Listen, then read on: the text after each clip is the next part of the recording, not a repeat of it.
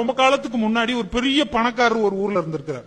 இந்த பணக்காரர் வீட்டுக்கு பக்கத்துல ஒரு ஏழை ஒரு குடியானவன் இருந்திருக்கிறார். அவரு இந்த பூசணிக்காய் கொடி அவர் வீட்டுல வளர்த்திருக்கிறார். நல்ல அழகான பெரிய பூசணிக்காய் விளைஞ்சிருக்கு.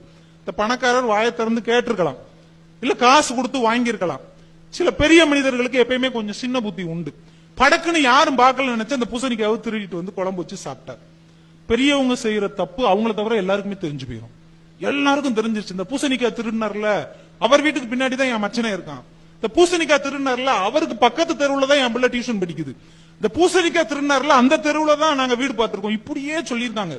காலம் ஓடிக்கொண்டே இருக்கிறது. 2வது தலைமுறை 3வது 4வது தலைமுறை வந்துருச்சு. ஒத்த பூசணிக்காய் திருடிட்டு அந்த குடும்பமே அசிங்கப்பட்டிருக்கு. அதுக்கப்புறம் எல்லாம் நல்லவங்களா தான் இருந்திருக்காங்க.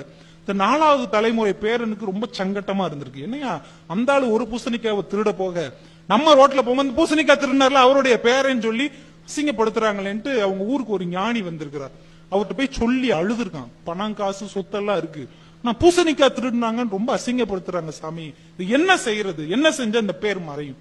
அவர் அப்படியே உனக்கு குறுகுறுன்னு ஒரு 5 நிமிஷம் பார்த்திருக்காரு. பார்த்துட்டு உங்ககிட்ட பண வசதி இருக்கா, அதெல்லாம் நிறைய இருக்கு, டெய்லி ஒரு 10 பேருக்கு சாப்பாடு போட முடியுமா, 10 பேருக்கு என்ன 50 பேருக்கு சாப்பாடு போட முடியும், சரி டெய்லி ஒரு 50 பேருக்கு நீ சோறு போடு, அனாதைகள் இல்லாதவங்க ஏழை எளியவர் யார் வந்தாலும் சரி டெய்லி 50 பேருக்கு சோறு போடு, அப்புறம் ஒரு 10 நாள் கழிச்சு வா அப்படின்ட்டார். சரின்னு இன்னைக்குல இருந்து இலவசமா 50 பேருக்கு சோறு போடப்படும் எல்லாத்தையும் சொல்லி டெய்லி 50 பேர் யார் வந்தாலும் சரி 50 பேருக்கு சோறு போட்டுட்டே இருந்திருக்கிறார். 3 நாள் 4 நாள் 5 நாள் தான் ஆயிருக்கு.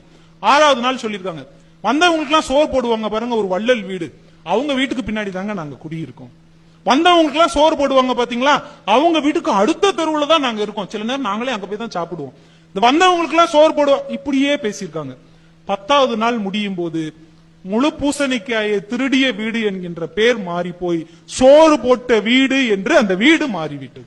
இதுதான் முழு பூசணிக்காவை சோத்துல மறைச்ச கதை. அப்ப ஒருவேளை நம்ம குடும்பத்திலே ஒரு தவறு நடந்தால், ஒரு குற்றம் நடந்தால் அதை இன்னொரு தவறால் சரி செய்ய முடியாது. தவறுக்கு மாற்று தவறு இல்லை, நல்லதை வைத்து தவறை மறைத்தால் தவறு தானாக மறைந்துவிடும். இப்ப நல்லதை நம்ம செய்ய ஆரம்பிச்சோம்னா தவறு தானாக மறைந்து போய்விடும் என்பது இந்த ஒற்றை வரி நமக்கு கற்றுக் கொடுக்கிறது.